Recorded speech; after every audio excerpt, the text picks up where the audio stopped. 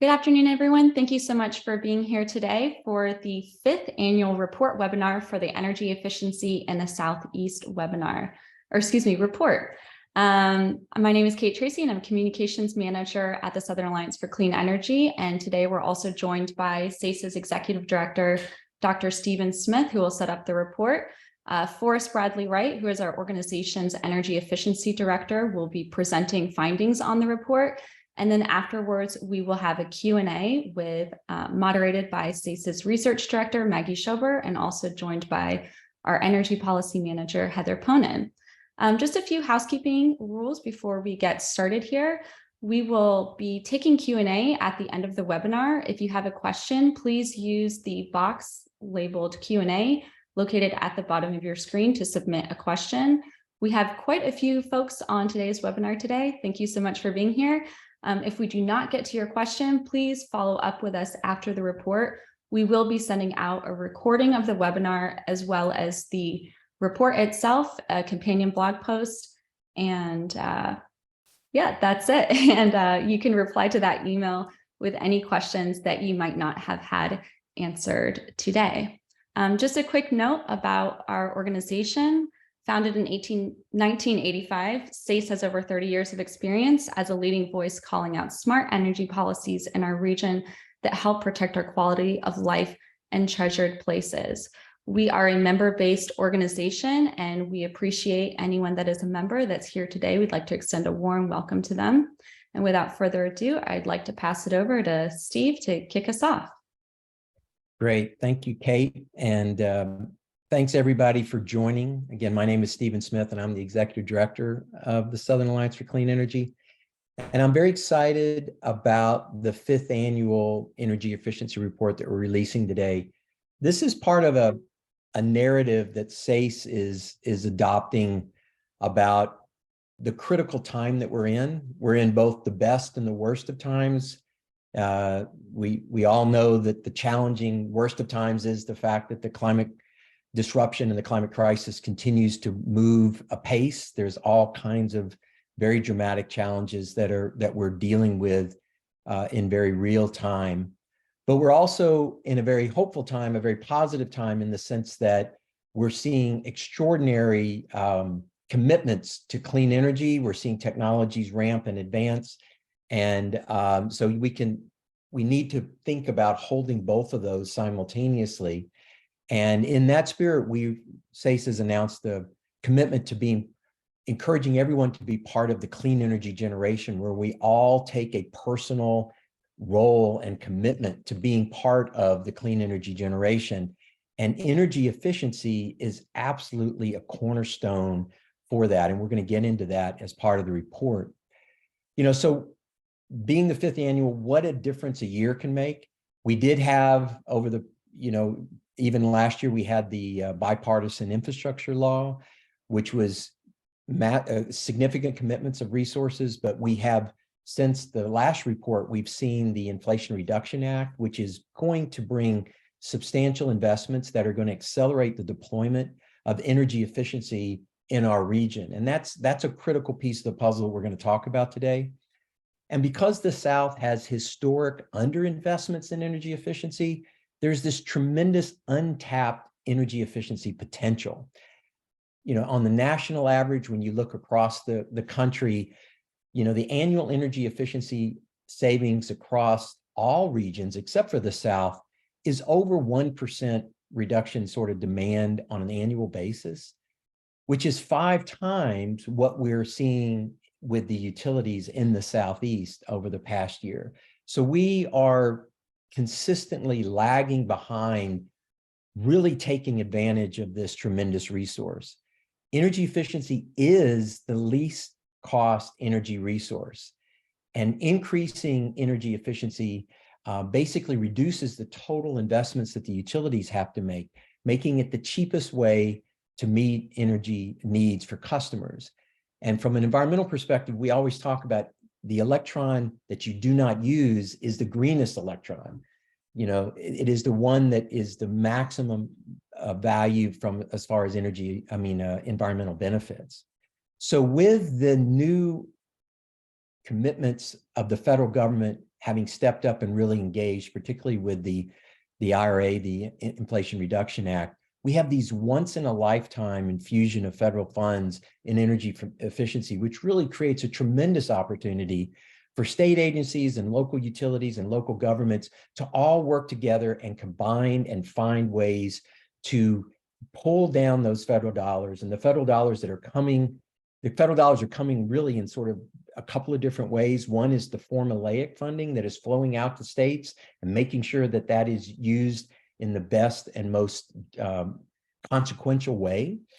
But then there's also going to be these competitive grants, and we've got to make sure that the Southeast engages and raises our hand and draws down the proper proportion of dollars, because if we as a region do not engage, that money from the federal government will go somewhere else. And so these federal funding are critically important. And as we secure more federal funds for energy efficiency, this will reduce the overall energy consumption across the region. And this will become an important factor in utility planning and how they do their resource plans. And so we'll get into that a little bit today also. And the final point I want to make is one that I think is really critically important. Energy efficiency is economic development opportunity. It is a form of economic development because it is a labor-intensive way to go in and really work in a very direct way in communities with jobs, can be good paying jobs, and training and giving people jobs in their local environment. Unfortunately, our utilities, and I'm gonna particularly pick on TVA because they are constantly crowing about economic development, but they have a very narrow definition of what economic development is. We think TVA has a diversity problem, and the diversity is that they are not committed to a diverse commitment to all forms of economic development. And one of those forms is going to be taking advantage of these energy efficiency dollars and helping employ people to go in and not only give people good jobs, but then help lift the energy burdens that we have in our region by using energy efficiency as a tool, both for economic development and for helping customers save money and release energy burdens. So we'll get into that a little bit more also. So without further ado, I want to turn it over to Forrest and let him lead you through the report. And thank you for joining us again. All right. Well, thank you, Steve. And thank you all for being here. It really is a pleasure to have you join us today and to share this energy efficiency in the Southeast report, our 5th annual report. I think you'll find some very interesting developments and insights today. So the Southern Alliance for Clean Energy is a nonprofit organization that promotes responsible and equitable energy choices to ensure clean, safe, and healthy communities throughout the Southeast. As a leading voice for energy policy in our region, SACE is focused on transforming the way we produce and consume energy in the Southeast. So as an overview, the energy efficiency in the Southeast report documents the latest policy developments and performance trends for efficiency programs, utility efficiency programs in the Southeast. And we look at it from the regional, the state, and individual utility levels. Our primary metric for evaluating energy efficiency in this report is the percentage of utility energy efficiency program savings relative to that utility's total retail sales. So, so this is essentially, again, taking the total amount of energy that a utility is selling on an annual basis and comparing that to the amount of energy efficiency they've achieved in reducing energy on an annual basis. So the geographic region that is covered in this report corresponds with the area that the Southern Alliance for Clean Energy is active in. These are the utilities in the non-interstate electricity market areas. So it covers all of the states of Alabama, Georgia, Florida, and South Carolina, almost all of North Carolina and Tennessee, as well as parts of Mississippi and a little bit of Kentucky. So there are some important themes that we want to focus you on as we look at this year's Energy Efficiency Annual Report. The first, as Steve set up, relates to the importance of energy efficiency as an energy resource. As utilities forecast their future energy needs and evaluate the options for meeting those energy needs, energy efficiency has a very important role to play. This is because efficiency is an abundant, low-cost energy resource that serves as an alternative to power generation. It can help us to accelerate the retirement of and ultimately transition from fossil fuels, easing our transition to a clean energy future. So we will be exploring that as we go through the individual utilities and states in this report. Another big theme, as Steve indicated, is the federal funding that's coming from the Bipartisan Infrastructure Law and the Inflation Reduction Act passed last year that has created an unprecedented investment in clean energy, including up to $62 billion for energy efficiency. Now, this includes rebate dollars, tax credits, loan programs, and competitive grant opportunities, not all of which will go to energy efficiency, but for all of which energy efficiency is eligible.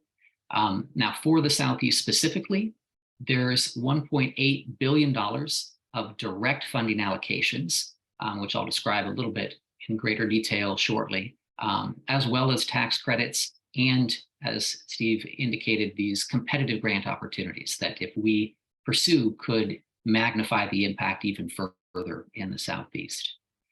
One special area of energy efficiency programming that we want to put a focus on in this year's report relates to the manufactured housing sector.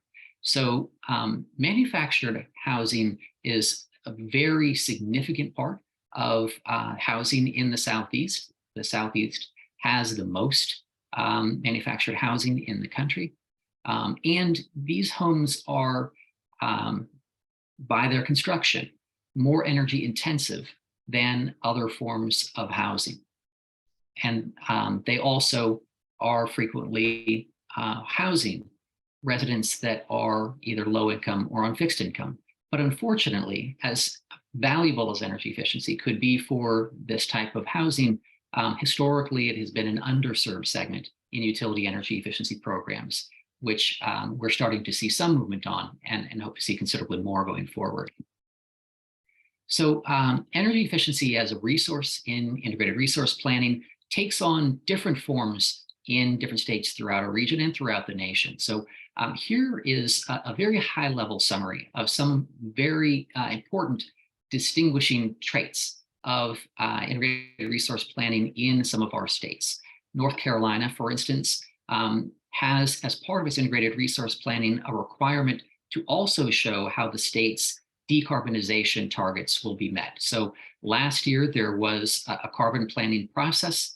Going forward, that process will be incorporated directly into the integrated resource plan into a single resource planning process.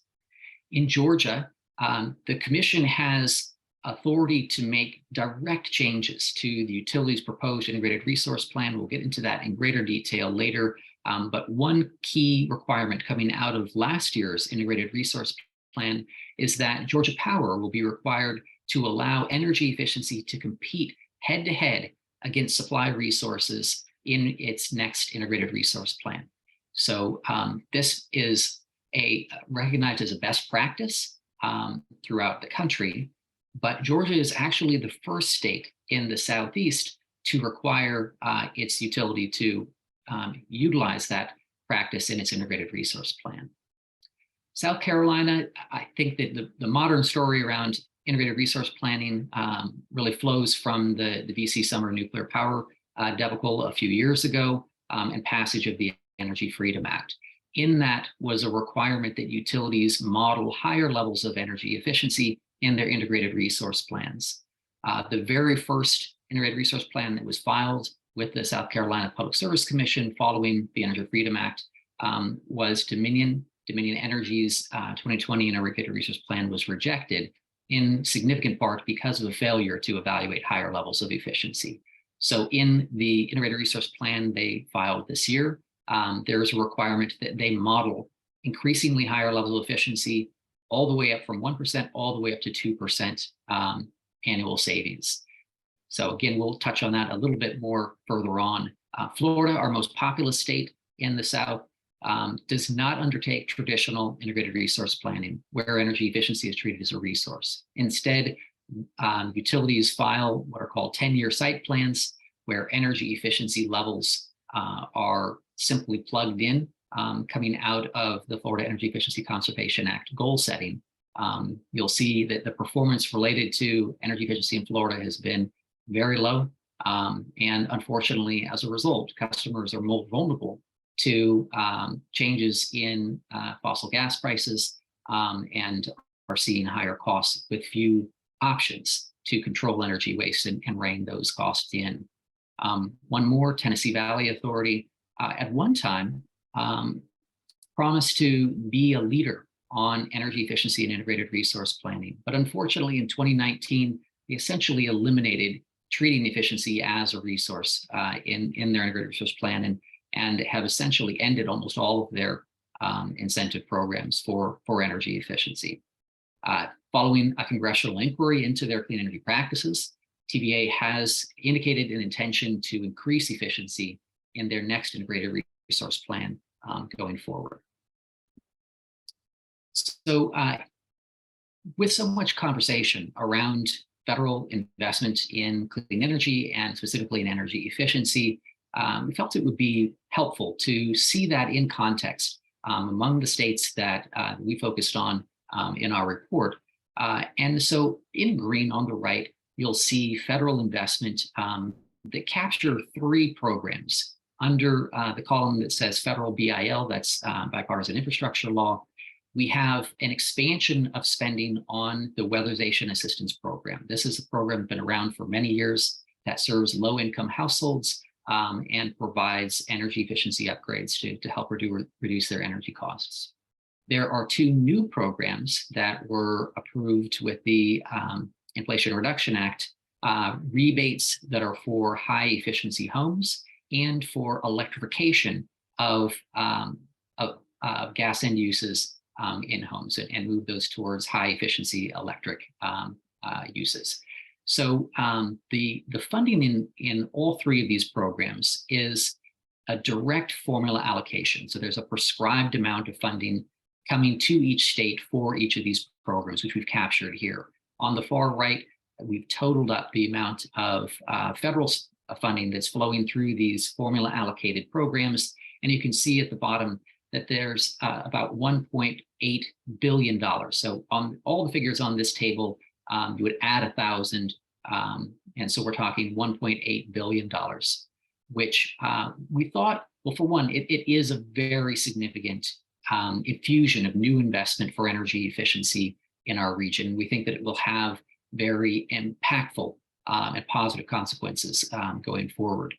However, it is certainly not a replacement for utility energy efficiency program investments. And in fact, the law itself states that it is not meant to be a replacement for utility investment in efficiency. And you can see on the left that the amount of funding that flows through the utility energy efficiency programs, even in the South, even where spending is lower by far than other regions of the country, that it's still more than the funding that's flowing through those 3 programs. So what I've done here, the $3.4 billion you see on the bottom under utility investment, I've taken the 2021 reported spending levels for utilities in the Southeast, and I've carried it forward 10 years, the same 10-year period over which the federal funding is to be spent. So again, you can see that the new federal investment is about a 50% increase from what utilities have been spending on efficiency to date. Now, there is another bucket of money flowing through the Inflation Reduction Act in the form of tax credits. And while those are not formula allocated, and I think this really gets again to something that Steve said about the importance of the Southeast being sure to draw down the resources, it's sort of fair share, if you will, of those resources for investment in our region. The total spending on that program is estimated to be $12.5 billion for the nation. it was proportionately utilized in the Southeast, then that might be another $1.9 billion. So at that point, the 1.8 and $1.9 billion of federal funding together comes to about equal the amount of spending that utilities have had for efficiency programs in 2021, and if you carried that forward. So as I mentioned earlier, we've taken a special focus on manufactured housing, in part because there have been some developments, but very much to shine a spotlight on just how important this segment is. So the Southeast has the largest number of manufactured and mobile homes in the country.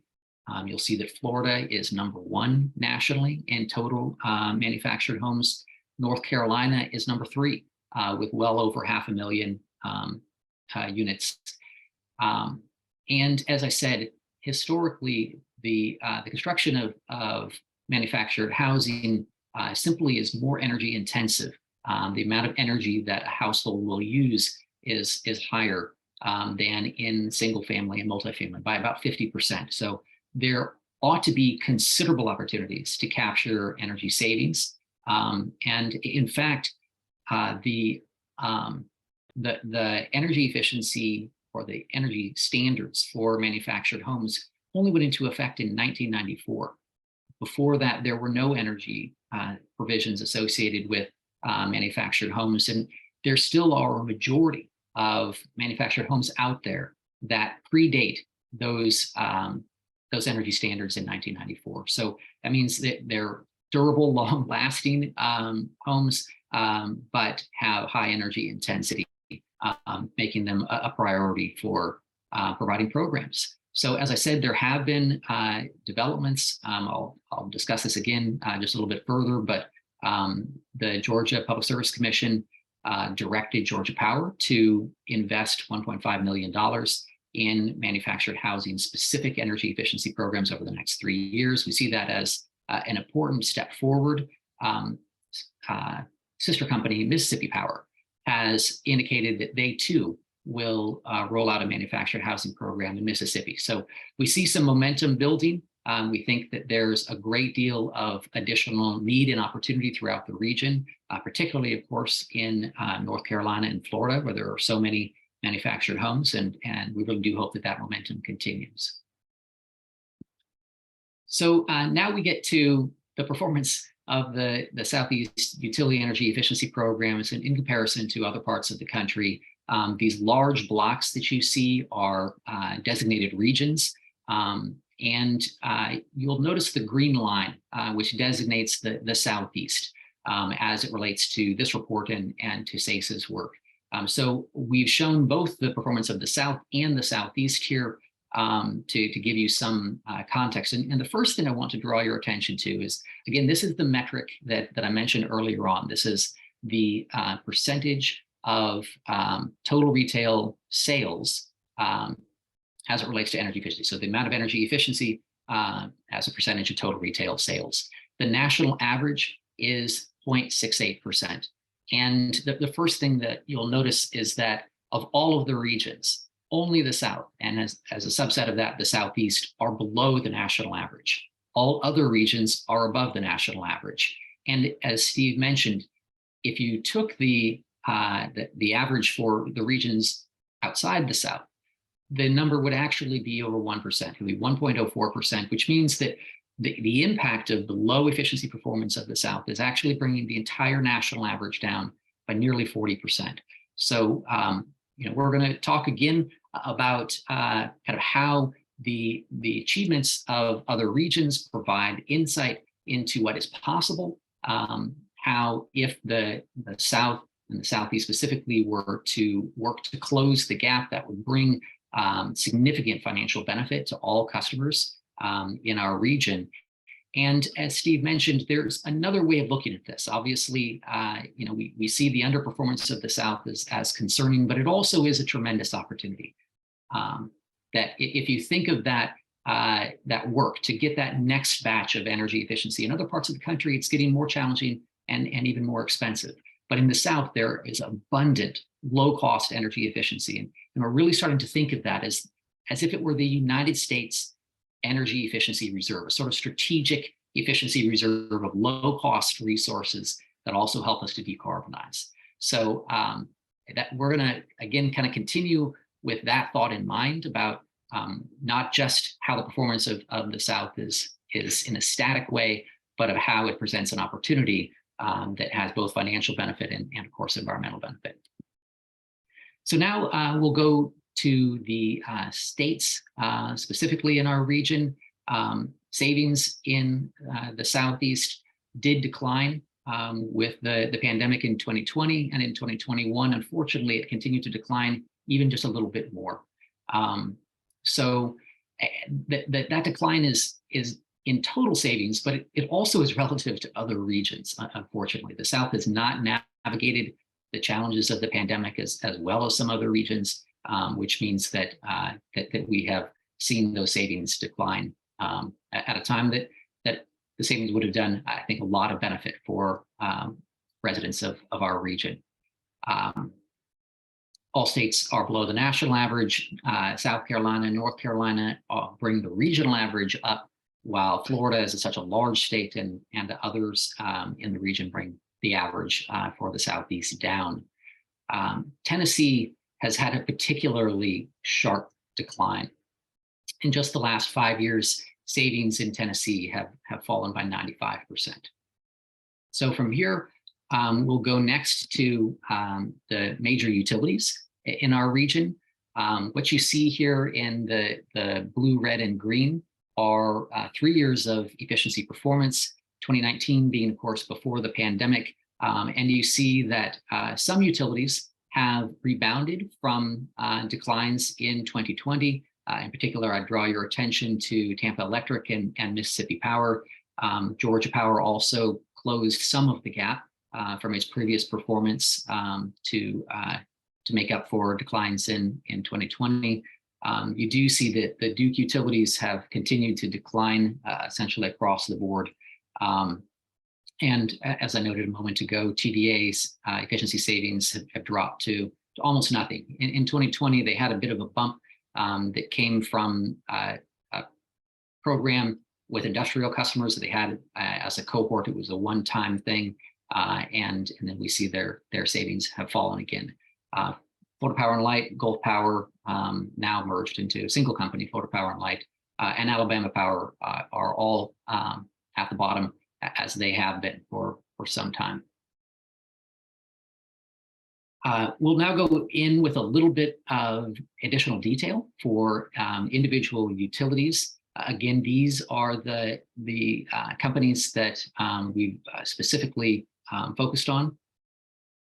As I noted, there have been a slide since before the pandemic for Duke efficiency savings.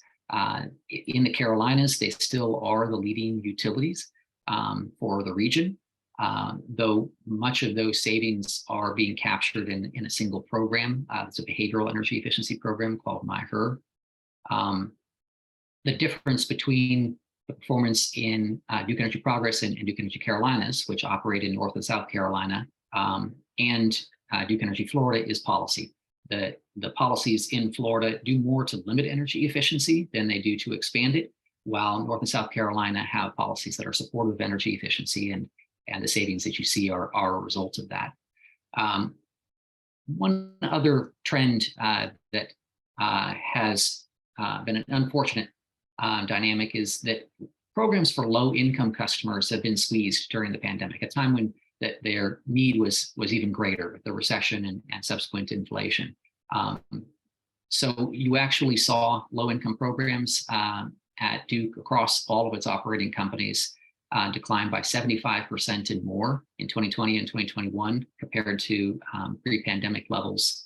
But fortunately, there are new programs that Duke has proposed and recently gotten approval for that would provide deep efficiency for customers in the Carolinas, an income qualified weatherization program at Duke Energy Progress, and a high energy intensity income qualified program. It's a pilot in North Carolina at Duke Energy Carolinas.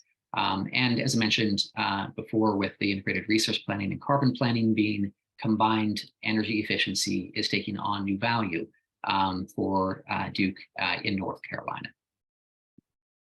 Dominion, notwithstanding the wider bars, has significantly underperformed its state peer, Duke Energy in South Carolina. Its proposed targets, the targets that it has approved by the commission in South Carolina, have been pretty modest. And even then, the utility has come in short from reaching those savings targets. As I mentioned, the integrated resource planning requirements for Dominion include evaluating higher efficiency savings all the way up from 1% to 2%.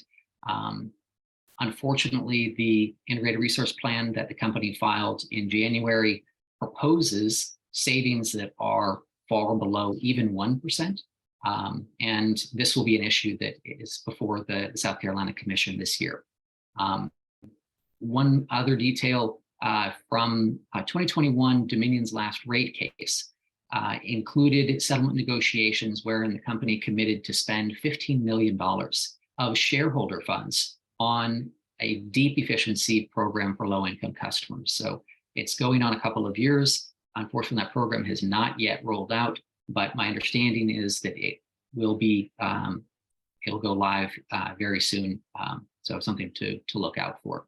But we do hope that over the course of time that there will be increased investment in utility efficiency programs for low-income customers, including deep efficiency improvements that make a material impact on customers' financial well-being.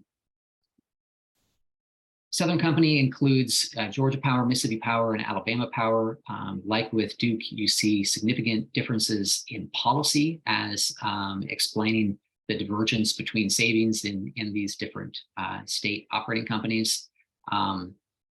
Georgia Power, as I noted, had bounced back somewhat from the declines that occurred in 2020. However, they have come up short to date of the requirements from the last Georgia Public Service Commission ordered savings targets.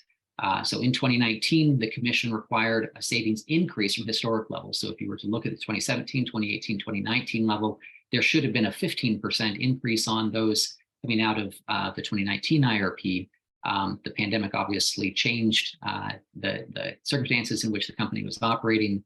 But in its most recent integrated resource plan, the commission again took the 15% increase from 2019 and added another 15% increase. So we should expect to see higher savings, not just from 2020 and 2021, but higher than past performance in 2023, 24, and 25. Mississippi Power has submitted a plan to the Mississippi Public Service Commission to increase its efficiency savings. Their target is to approach about 0.5% by 2028. So that would be a significant increase from where they are now, still short of peer utilities in the national average, but certainly a step in the right direction.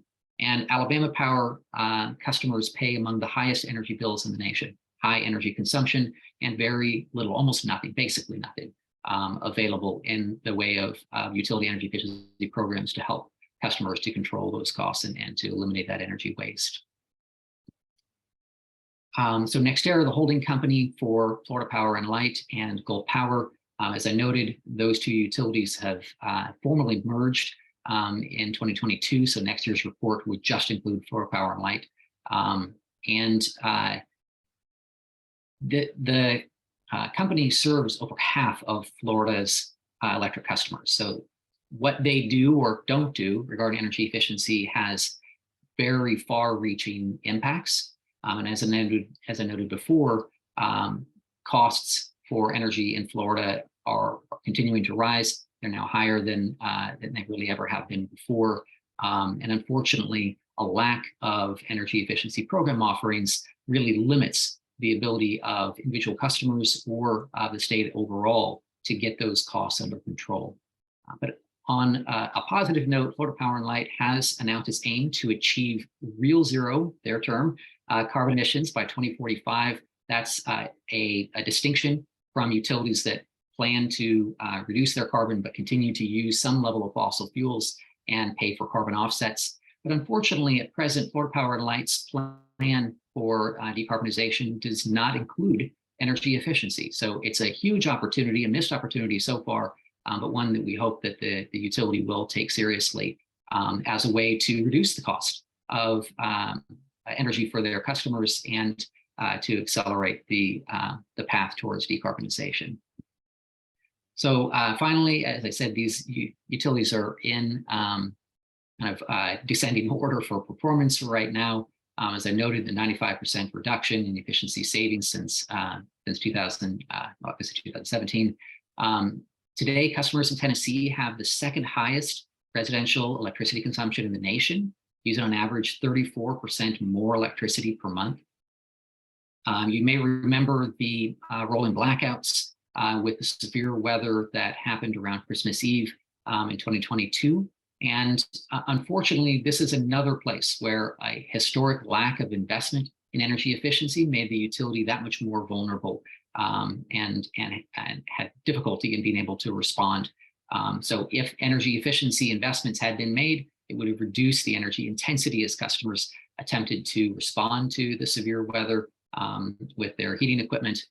But instead, you saw a really intense demand for energy and a failure of the utility grid. So, and I mentioned the last point here about the congressional inquiry where TVA has subsequently stated that they intend to increase efficiency in their next IRP. Now, I think it's obvious that there would have to be a very considerable increase in order to get where we think that they ought to be. If one was to consider where the rest of the country, again, not the South, but the rest of the country, where the average is over 1%, that would mean that TVA would need to do 100 times what they did in 2021. So we're going to be looking to them to bring some leadership to this area. We think it's sorely needed, and that it would bring a huge amount of benefit to their customers.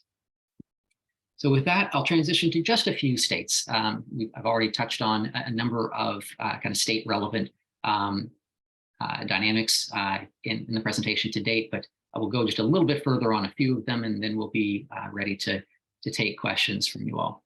So Florida has a high reliance on natural gas. About 70% of power generation in the state comes from that, which really exposed customers to price volatilities. When Russia invaded Ukraine, we saw the increase in gas prices land on customers' bills. And unfortunately, the state's outdated energy efficiency policies are really a barrier to addressing that problem and helping customers to bring those energy costs down. The policies are over 30 years old at this point. I won't go into the details, but there are a number of aspects of the policies in Florida that make the state a complete outlier, and you see that the performance being so low as a result of it. There has been a nearly 3-year-long rulemaking process, including the issue coming up before the agenda conference at the Florida Public Service Commission earlier this month. But the commission has not yet taken action to actually modernize those energy efficiency rules in a substantive way that would set up the next goal setting process in 2024. Georgia, as I mentioned, I've covered some of these details, but I will just note that the Georgia Public Service Commission has jurisdiction over Georgia Power, not over the co-ops and municipal utilities in other parts of the state. You can see a big difference in energy savings that really results from that regulatory oversight. And as I noted, the Georgia Public Service Commission can make substantive changes to the Utilities Integrated Resource Plan, which led to that 15% increase. It led to the requirement that Georgia Power have energy efficiency compete directly with supply resources, and the $1.5 billion of spending for manufactured homes over the next 3 years. North Carolina is the only state in the South to have a formal decarbonization commitment, which puts energy efficiency in a different light.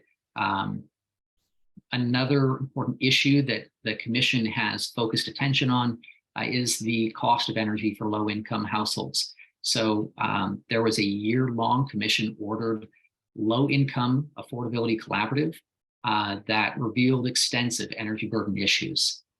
So one detail from that is that for Duke Energy Carolinas, Duke Energy Progress in North Carolina, 900,000 customers are that meet the definition of low income as 200% of the federal poverty level.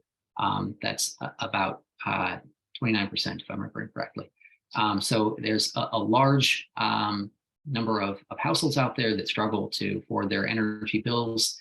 Energy efficiency was a key recommendation coming out of the Low-Income Affordability Collaborative. It came up again and again, and we hope that additional action will be taken to raise the amount of energy efficiency program services to meet the need as it is. And just kind of final point on that federal funding for a state that has this decarbonization target, as well as goals to assist low-income customers to make energy more affordable. The federal investment in energy efficiency really can accelerate that, can expand and accelerate the achievement of those decarbonization targets and help to reduce energy burden. So final state here is South Carolina. The South Carolina Public Service Commission has, as a noted, regulatory oversight now over Duke, Dominion, and now Santee Cooper. For the first time, Santee Cooper will be filing its integrated resource plan with the Public Service Commission this year. You'll see that their performance is the lowest on the utilities here for South Carolina. So our hope would be that that would start to turn around and Santee Cooper do more energy efficiency for its customers. One other thing that I want to kind of draw attention to is the distinction between the regulatory oversight of the efficiency programs themselves. So Dominion every 5 years files a portfolio plan. So it shows all of their energy efficiency programs, how much they intend to spend and what the proposed target savings are. The commission then reviews and ultimately decides that. Duke submits individual program applications on a rolling basis, but there's no portfolio level plan that goes before the commission. So it really operates in a pretty different way. And Santee Cooper, again, it's now under the Public Service Commission for its integrated resource plan, but for program savings, spending, program design, that still is under the purview of their board, not the commission. So with that, I'm going to bring us to our conclusion. We are sitting on a tremendous untapped efficiency resource. The potential is there. The Southeast has among the highest electricity bills in the country and the lowest energy efficiency savings. There's a clear relationship between those. Low-cost energy efficiency can reduce total utility system costs for all customers while improving reliability during extreme weather events. The financial benefit for customers needs to be put first in thinking of how to make the most of the federal investment in energy efficiency. We hope that the utilities and state energy offices will really coordinate and look to leverage their respective funds, as well as provide clarity to customers about the programs that are out there and ease of access to avoid confusion and to ensure that customers really can participate at the highest possible level. And finally, increasing investment in efficiency will be key to accelerating our transition to clean energy. So it's time the Southeast cashed in on its lucrative energy efficiency reserves. That concludes the presentation portion of our energy efficiency in the Southeast 5th annual report webinar. And with that, we'll shift to questions. So thank you so much all for being here.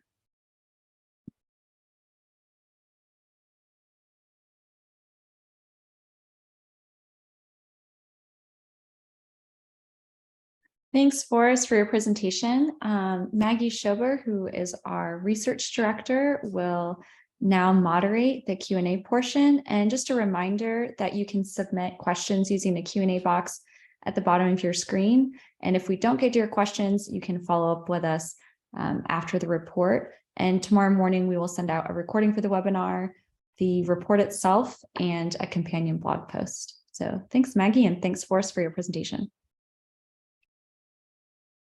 Great. All right. Thanks, Forrest. This has been a good overview, helpful overview, and we have a number of questions coming in, but excuse me. But if you guys still have questions and you haven't typed them in, there's still time to do so. So please go ahead and keep those coming in through the Q&A box.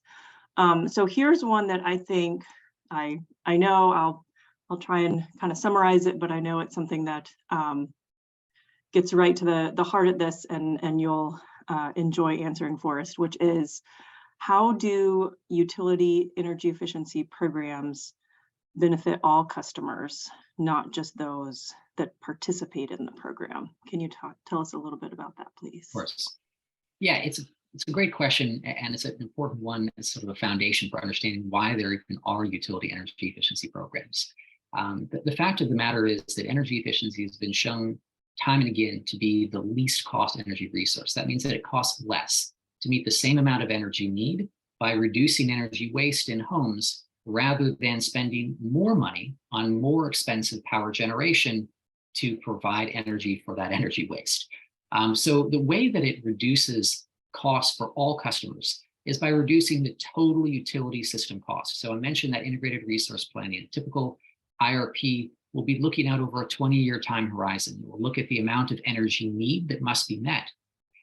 All of the different energy resources then are meant to be considered for how to meet that energy need. So the more you invest in least cost energy efficiency, the more you're reducing the total utility system cost that's passed on to all customers. So there are even more kind of detailed explanations about the effect that reduced consumption has on lowering fuel costs, like fossil gas prices.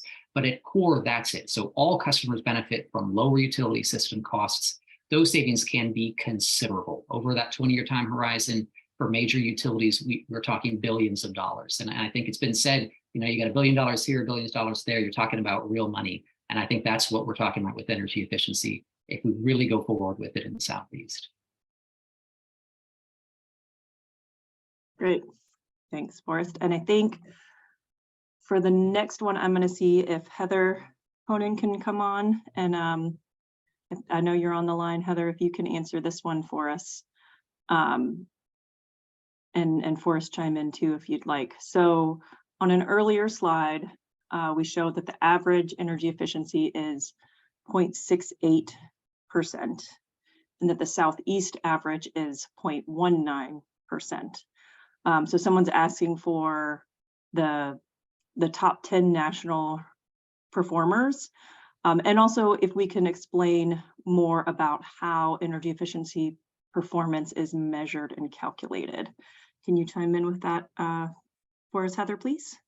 Yeah, so I can start with the part about how energy efficiency savings are kind of measured and tracked. And I'm actually going to quickly preface this by making a distinction between energy savings and energy cost savings, because I know that that's something that's actually come up in past webinars. And obviously these are, related, and they're both ways to show the benefits of energy efficiency, but those aren't necessarily interchangeable things.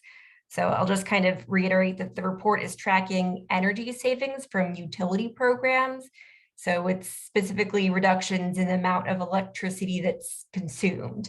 And these reductions are measured in megawatt hours, and it's kind of the same deal with the retail sales portion of the metric. And in general, energy savings are kind of quantified by comparing the amount of energy consumed before and after an energy efficiency measure or program is implemented.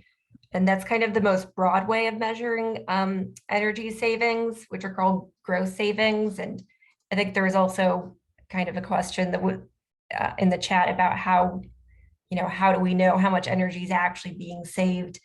And utilities generally actually go through a process that's called evaluation, measurement, and verification, where a third party is kind of taking into account other factors such as weather changes or savings that would have occurred even in the absence of these programs. So that process is done for most of the major utilities, and we do track savings through those. But for some of the smaller utilities that do have energy efficiency programs but don't go through that EM&V process, we use data from the Energy Information Administration Form 861. And so I think the other part of that question was the top 10 utilities in the nation, which I don't know off the top of my head.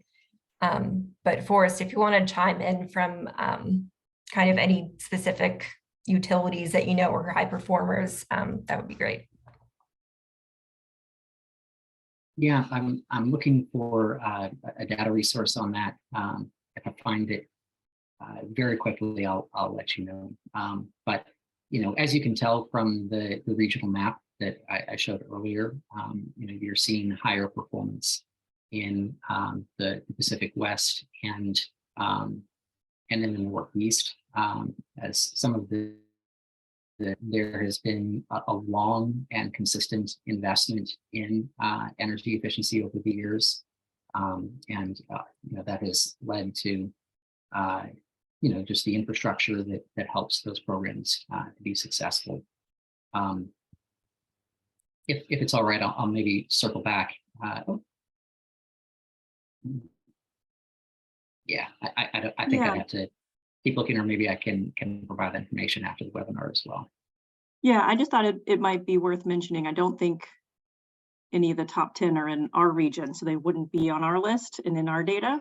But ACEEE is an organization that does a report for, nationally for the large utilities. So maybe check them out and see if they have a top 10 list for what you're looking for. All right, I got another one for you, Forrest. I'm going to combine a few that are kind of on the same theme, which is, do you see opportunities for utilities in the Southeast to voluntarily take on energy efficiency programs as cost-effective resources, or does it need to be driven entirely by policymakers? And then kind of along that same vein, do you see more opportunities for cities and counties to engage in efficiency programs in the Southeast? Yeah, those are great questions. And there's just no denying the role that regulatory leadership has for energy efficiency performance. You see throughout the country, the jurisdictions where regulators have established targets for utilities to meet, you see significantly higher efficiency performance there. But that doesn't mean that it's only by kind of fiat and sort of regulatory directive. Utilities can show leadership in this area, and we think it's very important that they do so.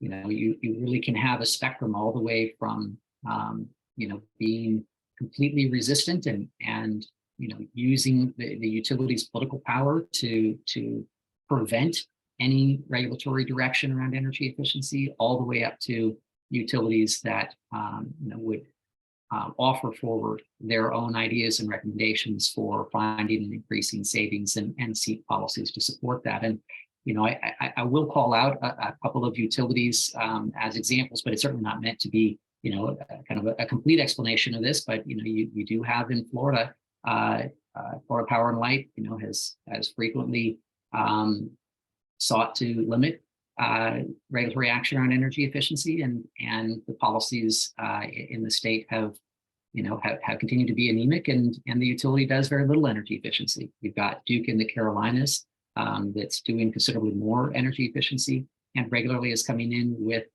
recommendations for policies or programs that they think could yield some additional savings. So all across the South, I think we see opportunities for increased energy efficiency, even with Duke, where they are doing more than others, but we think could be doing more still. So yeah, I think that the extent to which regulators and utilities provide leadership and are really putting customer interests first, you'll see more energy efficiency happen. City level, there are some things that can be done, particularly with the federal investment in energy efficiency. Those competitive grants that I mentioned are an opportunity, and there even are some formula allocated funds like the Climate Pollution Reduction Grant that's out right now that will bring some resources to local cities, and then they can compete for more dollars, implementation dollars. So that's one example. There are other individual actions, but it really goes a long way if the utility is offering programs, even down at the city level. It makes a difference. Thanks, Forrest. We have one on the SEAM Southeast Energy Exchange Market. Excuse me. And I'm just going to answer that one myself real quick, and then I'll give you another one for us. So do we know what, if any, impact, positive or negative, SEAM is expected to have on the region's energy efficiency performance? SEAM did just start, so I guess technically we don't know, but I think that if SEAM has any impact on energy efficiency, that is going to be a big surprise to everyone. SEAM is basically a way for utilities to just kind of do what how their generation trades more automatically than they already are, but it doesn't change, much about allowing new kinds of resources into a quote unquote market. I even hesitate to use the word market for it, and certainly not allowing demand side resources to participate or be aggregated and participate in a market, which is what we do see in some more organized markets. All right, we had a number of TVA questions, and I see that Steve's not on any longer. He kind of teed some of these up too, but I'm gonna ask some general questions about TVA for you, Forrest. I think that might be the last one we have. We might have time for one more. So do you see an opportunity for more energy efficiency dollars at TVA? And talk a little bit more, if you could, about the connection between economic development, that's a part of TVA's mission, and energy efficiency.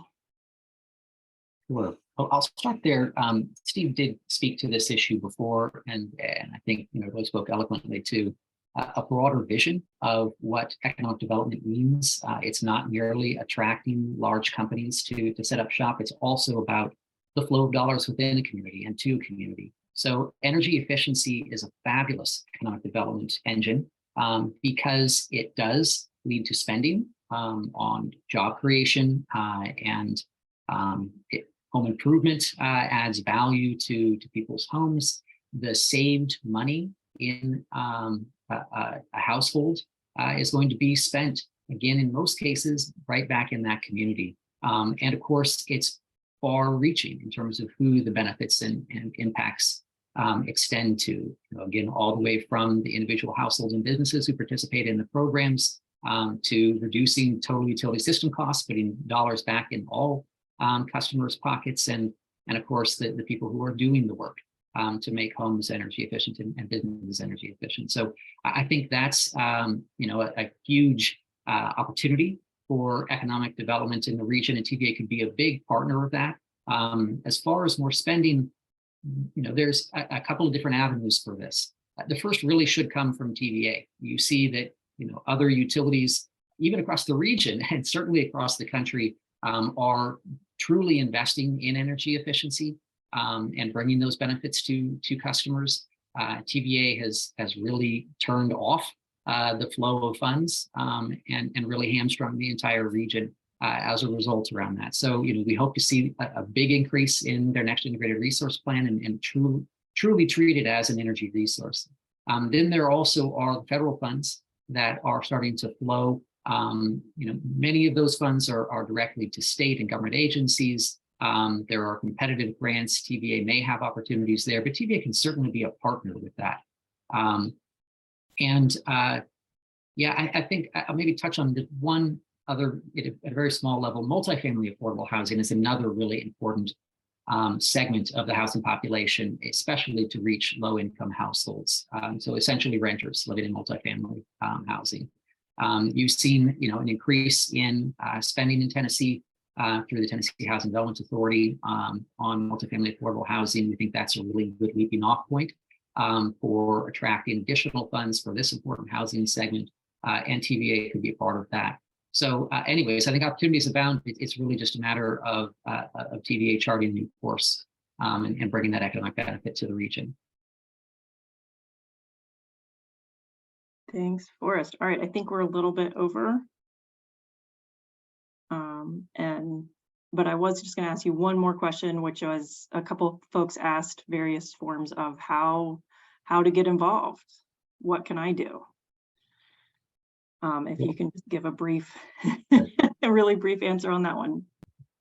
Yeah, of course, a whole nother conversation in of itself, but certainly, you know, for many parts of the region, even if the programs are not as robust as they should be, those energy efficiency programs are a resource. And so, you know, to seek out and make use of those programs, you know, is going to help, you know, to advance energy efficiency. Of course, the more that you know about those programs and the more that you can promote the expansion of those is helpful. You know, the utilities need to hear from you, and definitely your elected officials do, particularly your Public Service Commission representatives. So I would say for those of you who are active in advocacy, you know, bring information to those conversations from this report. Sometimes it's just very helpful to be able to convey to a decision maker just where we are in the South and how much of an opportunity we have that they would hope would motivate them. So, you know, I can't say enough just how grateful I am for all of you for being here today, being part of this webinar and taking interest in energy efficiency in the Southeast. You know, we really do have a tremendous amount of opportunity, and I hope we see it realized in future energy efficiency in the Southeast annual report. So, you know, we'll keep putting these out each year, and hopefully we'll see things moving in the right direction for the Southeast. So, thank you all.